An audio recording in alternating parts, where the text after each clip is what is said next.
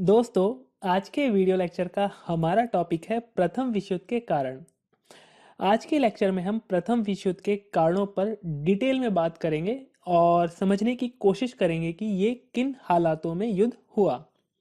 देखिए, ये जो टॉपिक है ये आप इंटरनेशनल रिलेशन, अंतर्राष्ट्रीय संबंध और आधुनिक विश्व इतिहास, मॉडर्न वर्ल्ड हिस्ट्री में पढ़ते हैं।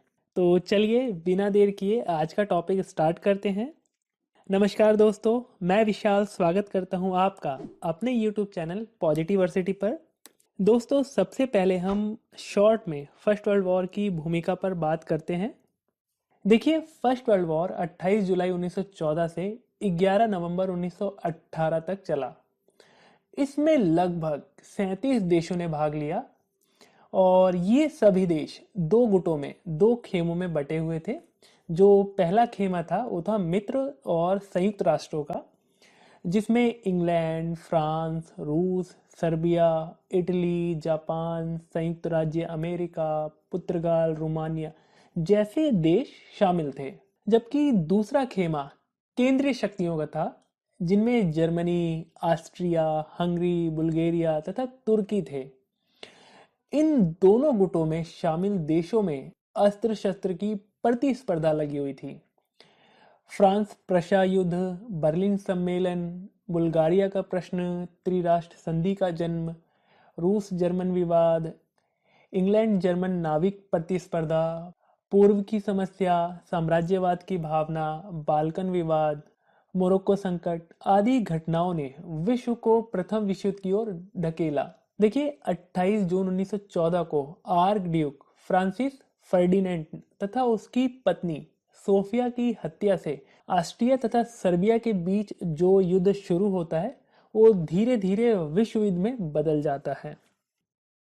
तो ये थी एक समरी। इसमें हमने देखा कि कौन से दो खेमे थे जिनके बीच प्रथम विश्व युद्ध लड़ा गया, कौन कौन से प्रश्न थे जिन पर इन देशों में विवाद था। अब हम एक एक करके प्रथम विश्व युद्ध के कारणों को डिटेल में समझने की कोशिश करते हैं कि वो कौन से कारण हैं जिसने इस युद्ध को जरूरी बना दिया था। प्रथम विश्व युद्ध के कारणों में विद्वानों ने इस युद्ध के लिए कई कारणों को जिम्मेदार ठहराया है। इन कारणों में जो पहला है वो है राष्ट्रीयता की भावना। देखिए, राष्ट्रीयता की भावना को हम समझने से पहले राष्ट्रीयता शब्द को समझते हैं। देखिए, राष्ट्रीयता मोस्टली ऐसे लोगों के समूह को कहा जाता है जो एक ही जाति, धर्म, संस्कृति, भौगोलिक सघनता आदि के कारण निकटता से जुड़े होते हैं तथा एक जैसी राजनीतिक आकांक्षाओं एवं एक जैसे ऐतिहासिक विकास के कारण एकता की भावना से प्रेरित होते हैं।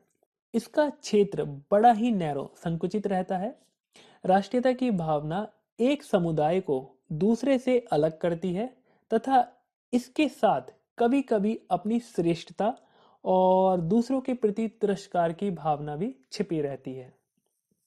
तो आपने देखा इस डेफिनेशन में कि कुछ ऐसे लोगों का राष्ट्रीयता एक समूह है जो धर्म, भाषा, जाति के आधार पर एक जुड़े रहते हैं, एक जैसी उनकी आकांक्षाएं हैं, एक जैसा ही उनका ऐतिहासिक विकास है।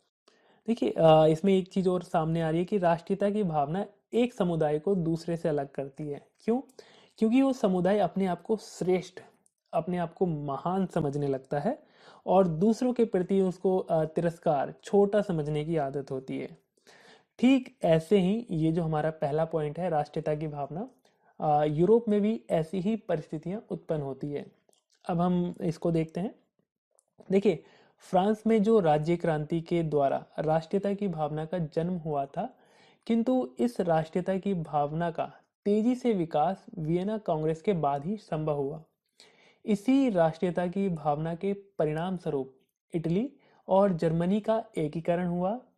राष्ट्रवाद ने एक तरफ तो राष्ट्रों के निर्माण के लिए प्रेरित किया, वहीं दूसरी तरफ उग्र राष्ट्रवाद के कारण पारस्परिक मतभेद भी सामने आए।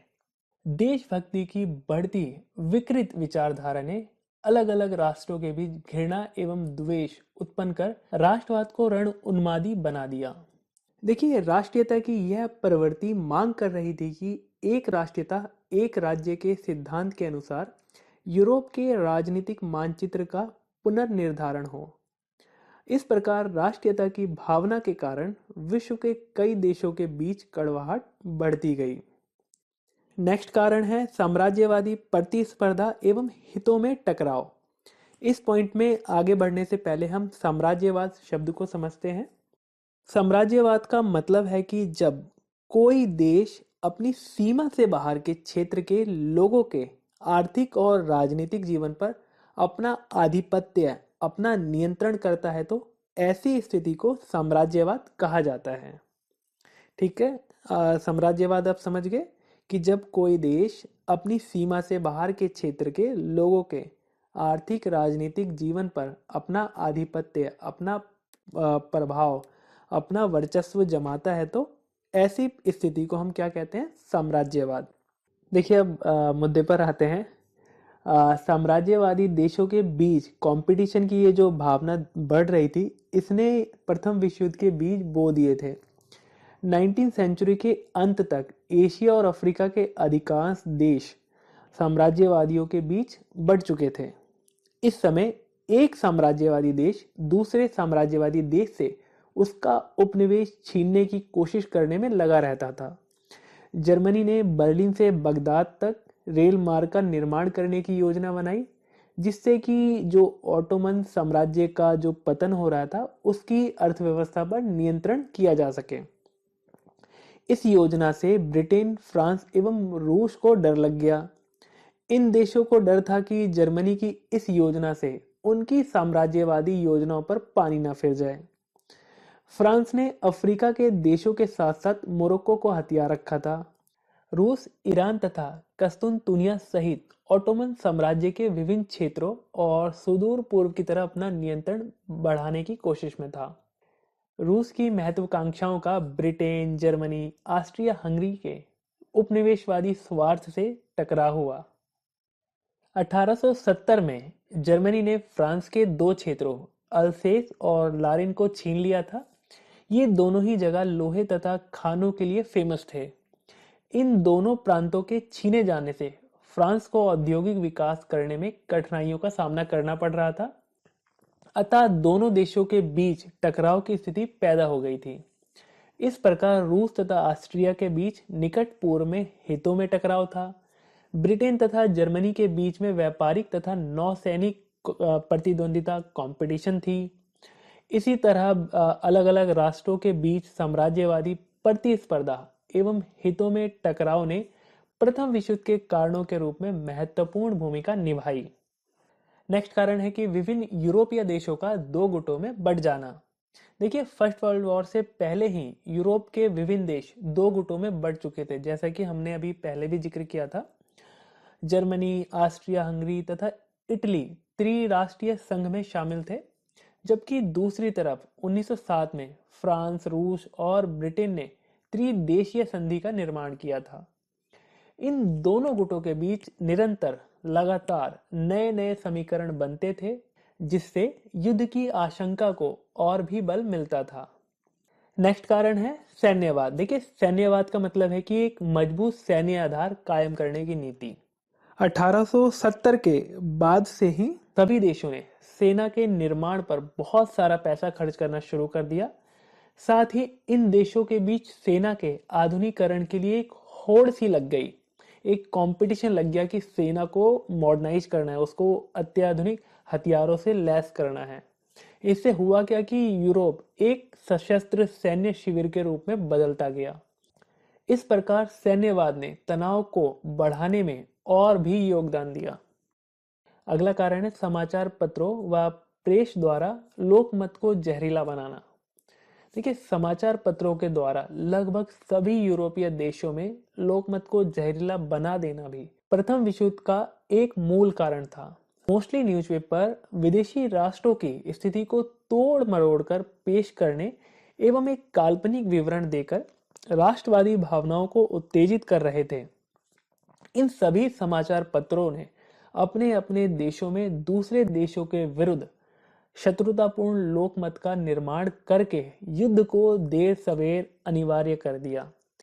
देखिए, इसका एक एग्जांपल आप देख सकते हैं, इंडिया पाकिस्तान के कुछ ऐसे न्यूज़ चैनल है जो दिन रात एक दूसरे के खिलाफ आग उगलते हैं और देशवासियों को कहीं ना कहीं एक माहौल तैयार करते हैं कि भैया अभी युद्ध हो जाए, अभी युद्ध करके हम कहानी ख़त्म कर देंगे सामने वाले की। तो ये कहीं ना कहीं जो न्यूज़पेपर है, ये जो प्रेस है, जो लोकमत है, ठीक है, इसको एक जहरीला बना देते हैं जिससे कि युद्ध देर सवेर अनिवार्य हो जाता है। अगला कारण है कूटनीतिक एवं गुप्त संधियां। देखिए, कूटनीतिक एवं गुप्त संधियों को भी प्रथम विश्व युद्ध के मूल कारणों में स्वीकार किया जाता है। अलग अलग देशों के राजनीतिज्ञों ने आपस में गुप्त समझौते करके ऐसी परिस्थितियां पैदा कर दी जिनसे एक ओर तो भ्रांतिपूर्ण आशाएं उत्पन्न हो गई तथा दूसरी ओर अनावश्यक आकांक्षाएं। इन आशाओं एवं आकांक्षाओं ने युद्ध के लिए अत्यंत प्रभावी पृष्ठभूमि तैयार की। देखिए, यहाँ आप पाकिस्तान के एग्जाम्पल देख सकते हैं। होता क्या है कि सामने वाले को नीचा दिखाना, उसको छोटा बनाने के लिए आप उसके शत्रु से हाथ मिलाते हैं ना। जैसे कि पाकिस्तान ने चीन के साथ ना जाने कितनी संधियां करी है, अपने देश को ही बेच डाला है। अब ऐसे हालातों में क्या होता है कि पाकिस्तान ने चीन से आशाएं लगा रखी हैं, कुछ आकांक्षाएं रखते हैं कि भैया हमें हथियार दे देगा और वो उन हथियारों से भारत में आतंकवादी गतिविधियों को बढ़ाएगा, भारत पे हमला करेगा। तो ये कहीं ना कहीं ये जो संधियां होती है, ये भी युद्ध का एक कारण होती है। अगला कारण है राजनीतिज्ञों के अनुत्तरदायित्वपूर्ण उत्तेजक वक्तव्य और नीतियां। देखिए, फर्स्ट वर्ल्ड वॉर के लिए रूस, फ्रांस, सर्बिया, जर्मनी, ऑस्ट्रिया और इंग्लैंड के जो पॉलिटिशियन थे, जो पॉलिटिकल लीडर थे, ये भी कहीं ना कहीं रिस्पॉन्सिबल थे। उन्होंने युद्ध की स्थिति का सामना करने को तैयार रहने के लिए सैन्यवादी नीति अपनाई। सैन्य शक्ति में विस्तार के कारण हर देश के राजनीतिक तथा सैन्य नेताओं ने कुछ ऐसी बातें की, कुछ ऐसी धमकियों और चेतावनियों की ऐसी भाषा का प्रयोग किया जिसका परिणाम लामबंदियों एवं युद्ध की घोषणा के रूप में सामने आया। यहाँ फिर से आप इंडिया पाकिस्तान के एग्जाम्पल देख लीजिए या इंडिया चीन का एग्जाम्पल देख लीजिए, है ना, कि ऐसे ऐसे कुछ नेता हैं दोनों देशों में कि ऐसी बातें करते हैं कि भैया अगले दिन सामने वाला देश तो बिल्कुल समाप्त हो जाएगा। हद तो तब होती है कि जब एक हिंदू राष्ट्र नेपाल जैसा भी अभी हाल फिलहाल में भारत को आंखें दिखाने लगा है, उसके भी कुछ नेता सामने आके भारत को धमकी देने लगे हैं भैया। तो ये जो धमकियों वाला जो दौर है ना कहीं ये आग में घी का काम करता है। तो ये भी एक कारण था प्रथम विश्व युद्ध के कारणों में। आगे बढ़ते हैं। अगला कारण है प्रभावशाली अंतर्राष्ट्रीय संस्था का अभाव। देखिए, यूरोप में इस समय तक कोई भी ऐसी अंतर्राष्ट्रीय संस्था, इंटरनेशनल ऑर्गेनाइजेशन नहीं था जो कि आपस में पारस्परिक वार्तालाप के माध्यम से विभिन्न राष्ट्रों की समस्याओं का समाधान करके युद्ध की संभावना को टाल देती। नो डाउट अंतर्राष्ट्रीय कानून और सदाचार संहिता थी, लेकिन इन्हें लागू करवाने वाली शक्ति का अभाव था। 1899 और 1907 के हेग सम्मेलनों में इस तरह की संहिता की रचना की दिशा में विशेष प्रगति की गई थी, किंतु उसको कार्यान्वित करने के लिए किसी प्रभावशाली अंतर्राष्ट्रीय संगठन की स्थापना नहीं की जा सकी। प्रभावशाली अंतर्राष्ट्रीय संगठन का यह अभाव प्रथम विश्व युद्ध का एक महत्वपूर्ण कारण था। देखिए, इसको ऐसे समझते हैं कि एक क्षेत्र लेते हैं हम, साउथ एशिया, दक्षिण एशिया। इसमें 8 देश हैं। इसमें कुछ देशों के बीच में विवाद है, जैसे कि भारत और पाकिस्तान के बीच में विवाद है। भारत और नेपाल के बीच में अभी हाल फिलहाल में विवाद होने लगे हैं। भारत और बांग्लादेश के बीच में विवाद है ना। अब इन देशों के बीच में जो विवाद है, वो विवाद युद्ध की शक्ल ना ले, इसके लिए क्या जरूरी है? बातचीत। एक तो इनका खुद का ऑर्गेनाइजेशन है, सार्क, है ना। दूसरा क्या, ये देश यूएनओ भी जा सकते हैं। अब यूएनओ में ये अपने अपने विवादों को रखेंगे। अब कहीं ना कहीं इनके विवादों को सुना जाएगा, समझा जाएगा, प्लस माइनस बताया जाएगा और कहीं ना कहीं कॉम्प्रोमाइज होगा और जो विवाद है वो हल हो जाएगा, है ना। अब ये मान के चलिए कि अगर सार्क या यूएनओ जैसी कोई संस्था ना हो तो इनके बीच में जो मन बिटाव है उनको दूर कौन करेगा? फिर तो भैया आजा गुत्थम गुत्था, है ना, जो जीता वही सिकंदर। तो यही हालात उस समय भी थे, कोई अंतर्राष्ट्रीय संगठन नहीं था। देखिए, प्रथम विश्व से पहले अगर कोई प्रभावशाली अंतर्राष्ट्रीय संगठन या संस्था होती, तो ऊपर हमने जितने भी छोटे मोटे चर्चाएं की हैं, छोटे मोटे मुद्दों पर बात की हैं, तो ये कहीं ना कहीं सुलझा लिए जाते हैं। अगर युद्ध भी होता तो ये कुछ देशों तक, कुछ देशों के बीच में ही रहता, इतना बड़ा नहीं बनता। ये जो छोटी छोटी देशों की समस्याएं थी, इन सभी ने मिलके इनको एक एक खेमे में बांट दिया। अब दोनों खेमे आपस में भिड़ गए। अब भिड़ गए तो ये दो देशों का तो युद्ध नहीं था, इतने सारे देश इसमें जुड़े तो ये विश्व युद्ध बन गया। तो ये भी एक महत्वपूर्ण कारण था कि कोई अंतर्राष्ट्रीय संगठन नहीं था उस समय तक जो कि इनको एक प्लेटफॉर्म प्रोवाइड कराए अपनी समस्याओं को रखने के लिए। आगे बढ़ते हैं। अगला कारण है युद्ध से पूर्व की घटनाएं तथा युद्ध का तात्कालिक कारण। देखिए, प्रथम विश्व युद्ध शुरू होने से पहले कुछ घटनाएं इस प्रकार से घटी जिससे यूरोप के विभिन्न देशों के बीच तनाव बढ़ता गया। मोरक्को का प्रश्न जर्मनी तथा फ्रांस के बीच टकराव की स्थिति को बढ़ा रहा था। इसी तरह ऑस्ट्रिया हंगरी ने बोस्निया और हर्जेगोविना नामक ऑटोमन प्रांतों पर कब्जा कर रखा था। इन प्रांतों पर सर्बिया की भी दृष्टि लगी हुई थी। रूस सर्बिया को समर्थन दे रहा था, जबकि जर्मनी और ऑस्ट्रिया युद्ध की स्थिति के लिए तैयार थे।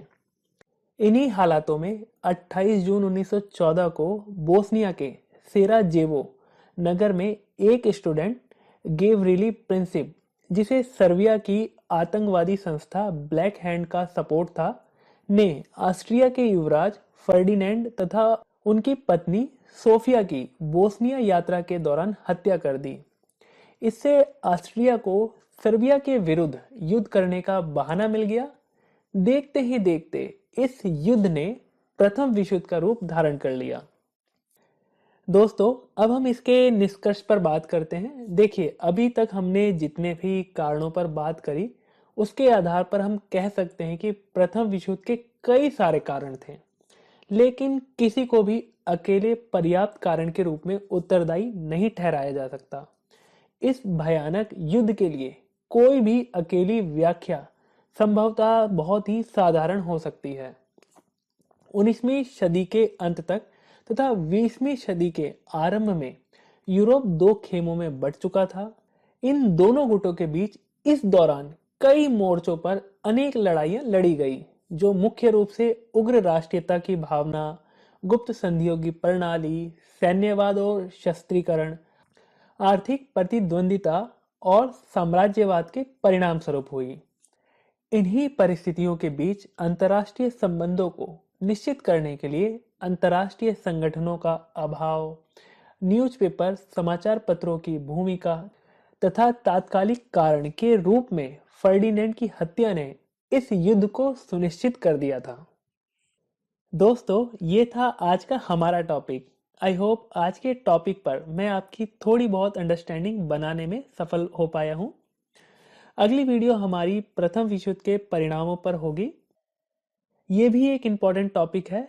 मोस्टली आपके पेपर में प्रथम विश्व युद्ध के कारण या प्रथम विश्व युद्ध के परिणामों पर ही क्वेश्चन पूछा जाता रहा है।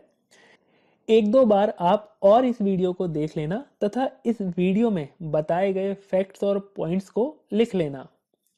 इससे आपके नोट्स भी तैयार हो जाएंगे। यहाँ आप एक चीज और अपने माइंड में रखना कि नोट्स आप अपनी खुद की समझ और अपनी खुद की लैंग्वेज में ही तैयार करने की कोशिश करना। इस तरीके से अगर आप आंसर लिखेंगे तो आपकी इमेज एग्जामिनर पर अच्छी बनेगी, जिससे आपको अच्छे मार्क्स मिलने की संभावनाएं बहुत ही बढ़ जाएगी, क्योंकि आपको एग्जामिनर नहीं जानता, वो आपको आपकी आंसर शीट से जज करता है कि स्टूडेंट की समझ कैसी और कितनी है टॉपिक पर। दोस्तों, मैं आशा करता हूँ कि आपको आज का वीडियो लेक्चर पसंद आया होगा। अगली वीडियो में फिर आपसे मिलते हैं। पढ़े सब, बढ़े सब। Thank you.